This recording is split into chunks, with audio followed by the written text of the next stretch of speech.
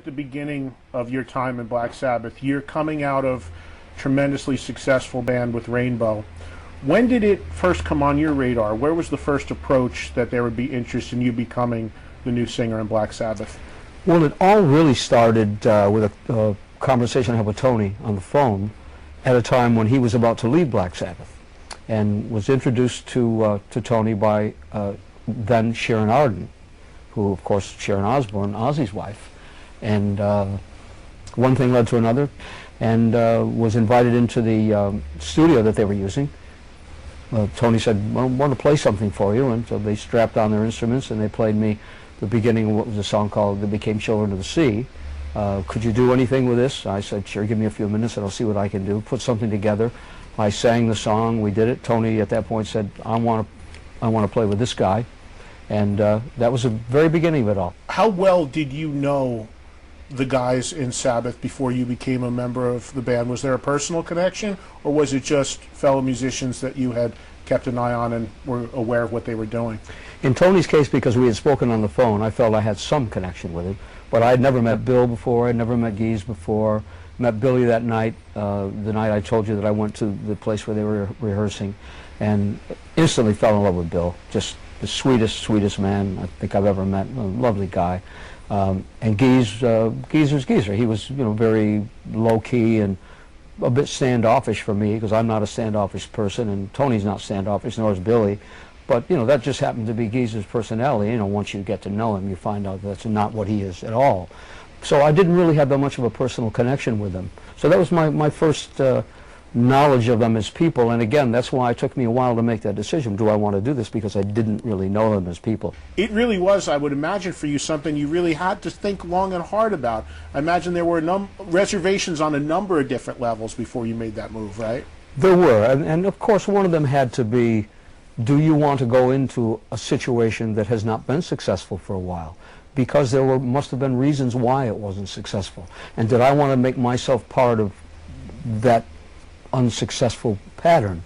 So I thought about that a little bit, but it wasn't that for me. It was never that for me. It's never been about that. It's always ever been about the music and the people that I'm playing with. People first. If I don't like them, I don't want anything to do with them. So that was a consideration, and musically, of course, was a consideration as well. But in starting to write the things, just that particular night, I mean, I loved what Tony's ideas were. I loved where he was coming from. Let's get into that recording of that first very landmark album, Heaven and Hell, which of course would later become the name that the band now uses. Tell us how that went.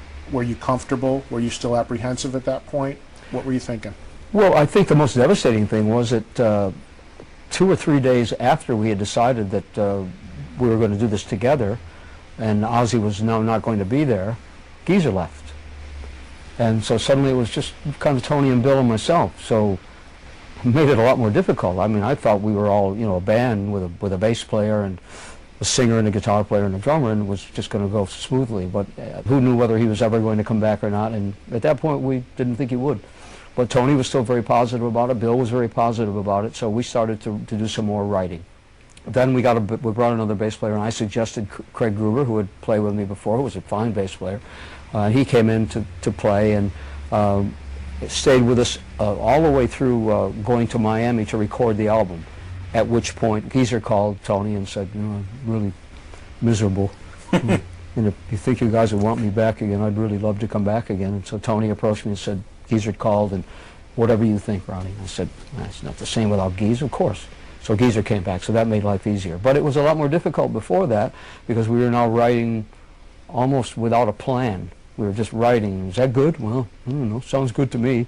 It's nicer when you have all the parts of the puzzle together, because then you can make those judgments together. Was there a sense that this album was going to be this special landmark album, or was there a sense that, well, it's going to take a little while to break down some doors, maybe establish some new fans that are going to welcome you as the lead singer, or did you feel immediately, we've really got something special here? I think we were probably all a little bit afraid of what it was going to be. Well, will it be accepted? We don't know. We would go to the local strip club after we'd record one of the songs.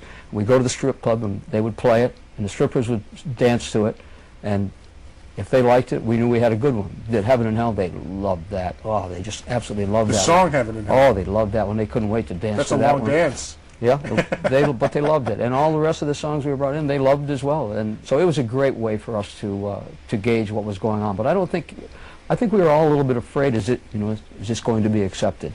And we were so lucky that it was right from the get-go, and everyone who heard it said that too. This is brilliant, but I don't think we ever wanted to take the chance of believing that, because we didn't want to be let down by that. But again, in retrospect, the hindsight is a wonderful thing. Yeah, boy, we knew it was going to be a smash, but we know we did.